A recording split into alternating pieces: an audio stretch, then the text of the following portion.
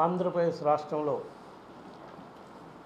Elections అయిపోయినాక counting రోజు నుంచి 4వ తారీఖు సాయంకాలం నుంచి ఈ రోజు వరకు గత వారం రోజుల నుంచి రాక్షస పాలన కనిపించే విధంగా రాష్ట్రంలో పరిస్థితులు ఉన్నాయి. ఎందుకంటే లోగడ 2014 నుంచి 19 వరకు అధికారంలో ఉన్నప్పుడు ఇదే విధంగా పాలన సాగించారు చంద్రబాబు నాయుడు గారి ఆధ్వర్యంలో.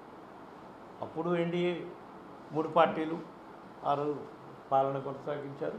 ఇప్పుడు మళ్ళా అధికారంలోకి వచ్చిన వారం రోజులకే, అంటే ప్రమాణ స్వీకారానికి ముందే ఒక ప్లాన్తో రాష్ట్ర వ్యాప్తంగా వైఎస్ఆర్ కాంగ్రెస్ పార్టీ కార్యకర్తలపై, నాయకులపై, వైఎస్ఆర్ కాంగ్రెస్ పార్టీ నాయకుల ఆస్తులపై దాడులు చేయటం దారుణంగా పరిస్థితులు ఉన్నాయి. మరి కొన్ని జిల్లాల్లో అయితే పోలీసుల సమక్షంలోనే కార్యకర్తలు, నాయకులపై దాడులు చేస్తుంటే కూడా పోలీసులు కేవలం సోద్యం చూస్తున్నట్టున్న పరిస్థితులు కూడా కొన్ని ఉన్నాయి. అవి కూడా మీకు క్లిప్పింగ్స్ అన్నీ కూడా మీకు ఇస్తాం.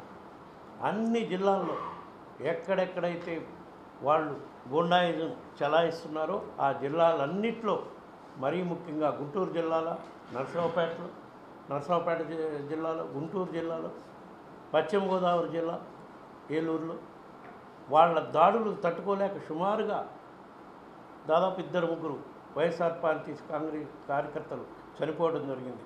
దాడులు తట్టుకోలేక సూసైడ్ చేసుకోవడం కానివ్వండి, వాళ్ళ దాడుల వల్ల కానివ్వండి.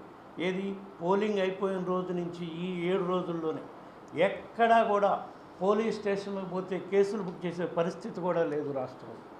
అంటే ఒక కుట్రపూరితంగా రాష్ట్ర ప్రభుత్వం ప్రమాణ స్వీకారం చేసే లోపే ఈ చర్య జరిగితే ప్రభుత్వం బాధ్యత వహించదు. ప్రభుత్వం అంటే కొత్తగా అధికారంలోకి వచ్చినాయంటే ప్రభుత్వం బాధ్యత వహించకుండా ఉండాలని కార్యకర్తలను రెచ్చగొట్టి తెలుగుదేశం గుండాలతో ఈ విధంగా రాష్ట్ర వ్యాప్తంగా రాక్షస పాలన తప్పించే విధంగా పరిస్థితులు ఉన్నాయి. దీనిపై వైఎస్ఆర్ కాంగ్రెస్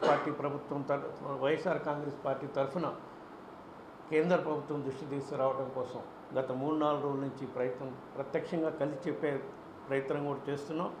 వాళ్ళు వేరే ప్రమాణ స్వీకారోత్సవాలు వీటన్నిటి వల్ల బిజీగా ఉండటం వల్ల అపాయింట్మెంట్ కూడా దొరికే పరిస్థితి లేదు. కాబట్టి ప్రెసిడెంట్ ఆఫ్ ఇండియాకి, ప్రైమ్ మినిస్టర్కి, హోమ్ మినిస్టర్కి, నేషనల్ హ్యూమన్ రైట్స్ కమిషన్కి కూడా ఈరోజు అన్ని లిఖితపూర్వకంగా ఫిర్యాదులు అందించడం జరిగింది.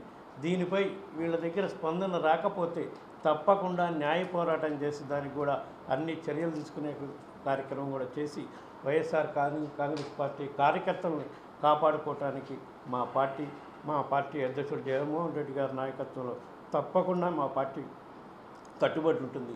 వాళ్ళకు అండగా ఉండేదాన్ని కార్యక్రమం కూడా చేస్తాము. రాబోయే రోజుల్లో ఎక్కడెక్కడైతే వైఎస్ఆర్ కాంగ్రెస్ పార్టీ నాయకులు, కార్యకర్తలపై దాడులు జరిగినాయో వాళ్ళందరినీ కూడా మా నాయకత్వం తరఫున పరామర్శించి వాళ్ళకి అండగా ఉండేదానికి భరోసా ఇచ్చే కార్యక్రమం కూడా చేస్తామని ఈ సందర్భంగా తెలియజేసుకుంటున్నాను.